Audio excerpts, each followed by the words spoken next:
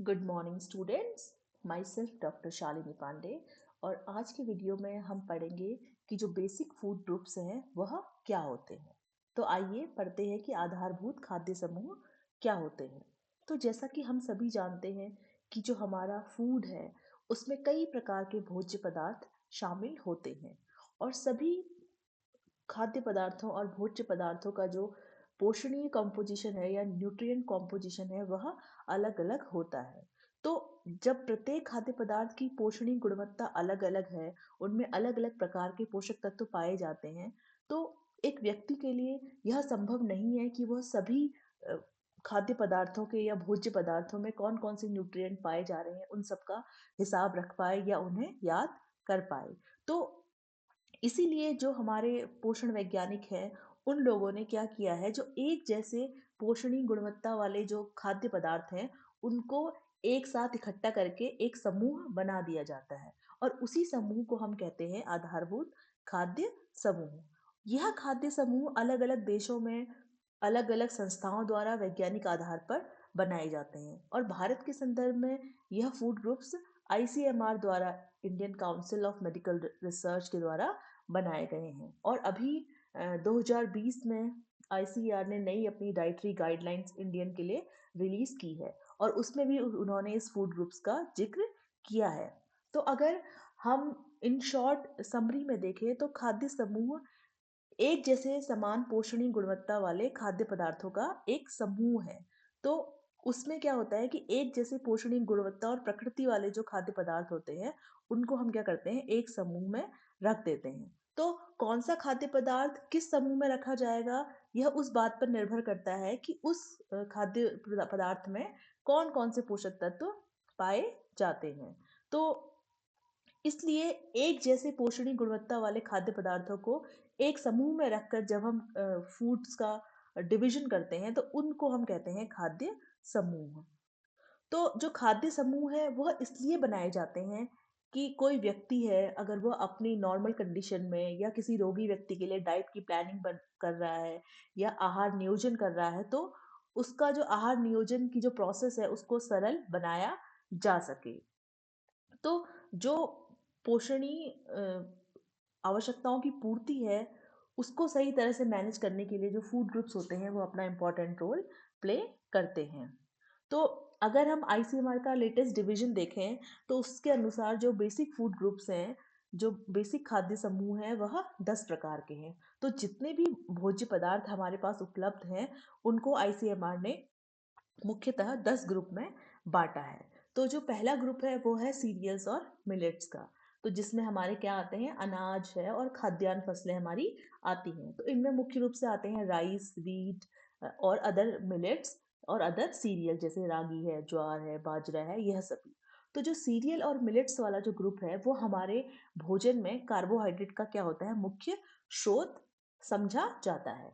उसी प्रकार हमारे जो दूसरा फूड ग्रुप्स है वो है पल्सेस अर्थात दालें या दलहन वाली जो फसलें हैं।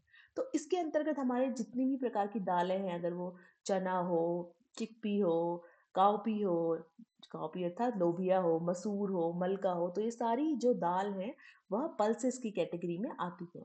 तो पल्सेस वाला जो फूड ग्रुप है ये हमारे भोजन में या हमारी बॉडी को प्रोटीन प्रोवाइड करने में इम्पॉर्टेंट रोल प्ले करता है। तो पल्सेस जो हमारे भोजन में प्रोटीन का क्या होती है, मुख्य स्रोत होती हैं। उसके बाद जो थर्ड फूड ग्रुप आईसीएमआर ने दिया है वो है वेजिटेबल्स का। वेजिटेबल्स में, यहाँ पर वेजिटेबल्स का मतलब है सीजनल वेजिटेबल्स। तो जो भी जिस सीजन में सब्जियां आती हैं उन सभी सब्जियों को इसके अंतर्गत रखा जाता है। जैसे कि आप देखेंगे भिंडी है, लौकी है, तोरी है, कद्दू है, ग्वारफली है। तो ये सभी सब्जियां क्या है, सीजनल सब्जियों के अंतर्गत आती हैं। उसके अलावा आप देखेंगे एक एक फूड ग्रुप उसमें ग्रीन लीफी वेजिटेबल्स का भी है।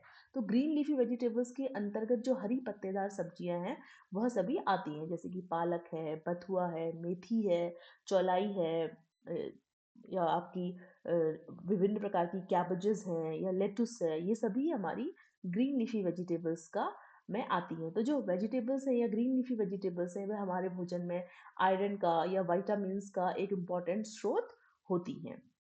उसके बाद एक कैटेगरी हमारी जो आईसीएमआर ने दी है वो है nuts, oil seeds and oil and fat की।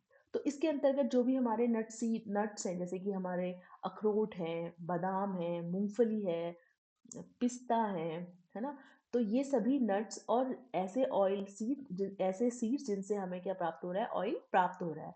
तो ये सभी जो नट्स होते हैं, ये हमारे भोजन में एसेंशियल जो फैटी एसिड्स होते हैं, उनका स्रोत मुख्य रूप से होते हैं, और इसके साथ ही ये एनर्जी डेंस भी होते हैं। तो जब हमें एनर्जी डेंस फूड की ज़रूरत होती है, तो हम नट्स या वाली कैटेगरी से फूड ग्रुप्स को का सिलेक्शन कर सकते हैं। उसके बाद जो हमारी अगली कैटेगरी है, वो है फ्रूट्स की। तो फ्रूट्स का मतलब ये है कि जो भी सीजनल फ्रूट्स अवेलेबल हों, मैंगो, एप्पल, बनाना, तो ये सभी फ्रूट्स की कैटेगरी में आते हैं। तो जो फ्रूट्स होते हैं, हम जानते हैं कि वो एक तरह के क्या होते हैं? प्रोटेक्टिव फूड्स होते हैं। वो हमारी बॉडी की इम्यूनिटी क्षमता को बढ़ाते हैं। तो इसलिए जो फ्रूट्स होते हैं, वो हमारी डाइट में विटामिन्स का एक इम्पॉर्टेंट स्रोत होते हैं। उसके बाद हमारा अगला जो फूड ग्रुप है, वो है डेयरी। तो डेयरी के अंदर हमारे जो भी मिल्क या दूध से बने हुए उत्पाद हैं, वह सभी डेयरी के अंदर आते हैं। तो इसमें आपका कर्ड है, पनीर है, बटर मिल्क है, छाछ है, मट्ठा है, योगर्ट है, ये सभी डेयरी प्रोडक्ट्स के अंतर्गत आते हैं। तो जो डेयरी प्रोडक्ट्स हैं, वो एक वेजिटेरियन जो डाइट होती है, उसमें एक सिग्निफिकेंट रोल प्ले करते हैं, क्योंकि वो प्रोटीन और कैल्शियम का एक बहुत अच्छा स्रोत होते हैं। उसके बाद जो अगला फूड ग्रुप है, वो है रूट्स एंड ट्यूबर का। रूट्स एंड ट्यूबर में हमारी जो कंद वाली जो सब्जियां हैं, वह सभी आती हैं। कंद और जड़ वाली सब्जियां, जिसमें कि हम देखेंगे हमारा चुकंदर है, मूली है, गाजर है, टेपियोका है, शकरकंदी है, आलू है, यह सभी सब्जियां आती हैं। तो रूट्स एंड ट्यूबर की जो ग्रुप वाली सब्जियां हैं, उनमें क्या होता है? स्टार्च काफ़ी मात्रा में पाया जाता है, और उनमें कार्बोहाइड्रेट या शर्करा की मात्रा पाई जाती है। तो वो हमारी बॉडी को एनर्जी प्रोवाइड करने का काम करते हैं। उसके अलावा जो अगली कैटेगरी है, वो है हमारी फ्लैश फूड की। फ्लैश फूड्स में हमारे आते हैं ऐसे एनिमल्स, उनके बॉडी पार्ट्स या उनसे प्राप्त होने वाला जो मीट है, मांस है, मछली है, अंडा है, वह सभी इस कैटेगरी में आते हैं। तो फ्लैश फूड्स जो है, वह हमारी डाइट में प्रोटीन का एक अच्छा स्रोत है। उसके अलावा जो एसेंशियल फैटी एसिड्स हैं या वाइटामिन्स हैं, फैट सॉल्युबल, उनका भी ये क्या है? इम्पॉर्टेंट स्रोत हमारी डाइट में होते हैं। उसके बाद जो लास्ट कैटेगरी 10वीं कैटेगरी जो फूड ग्रुप्स की है, वो है स्पाइसेस एंड हर्ब्स की। तो स्पाइसेस एंड हर्ब्स जो होती हैं, जैसे कि हल्दी है, जिंजर है, मस्टर्ड है, या काली मिर्च है, जीरा है, या धनिया, तो ये सभी क्या होते हैं? इनमें कुछ एंटीऑक्सीडेंट हैं, या कुछ ऐसे एलिमेंट्स होते हैं जो हमारी बॉडी के लिए इम्पॉर्टेंट, या एंटीबायोटिक प्रॉपर्टीज इनमें होती हैं, या एंटी फंगल प्रॉपर्टीज होती हैं। तो ये हमारी जो बॉडी है, उसके इम्यून सिस्टम को इम्प्रूव करने में अपना योगदान देते हैं। तो इस तरह आप समझे होंगे कि जो भारत है, भारत के संदर्भ में जो आईसीएमआर है, आईसीएमआर ने जो जितने भी भोज्य पदार्थ हैं, उनको 10 समूहों में बांटा है। और वो 10 समूह हैं: एक तो आपका अनाज है, दूसरा आपकी दालें हैं, तीसरा आपकी सब्जियां हैं, चौथी आपकी हरी सब्जियां हैं, पांचवा आपका है जो नट्स या ऑयल सीड्स हैं वो, छठा है फल, और सातवां है डेयरी के उत्पाद, और आठवां है हमारी जड़ और कंद वाली सब्जियां। उसके अलावा नवा फूड ग्रुप है हमारा जो फ्लैश फूड है, जो मीट उत्पाद है। और 10वां जो हमारा फूड ग्रुप है, वो है स्पाइसेस और हर्ब्स का। तो आई होप आज की क्लास में आपको फूड ग्रुप्स के बारे में समझ आया होगा। फिर मिलेंगे नेक्स्ट वीडियो में, तब तक के लिए बाय बाय, थैंक यू।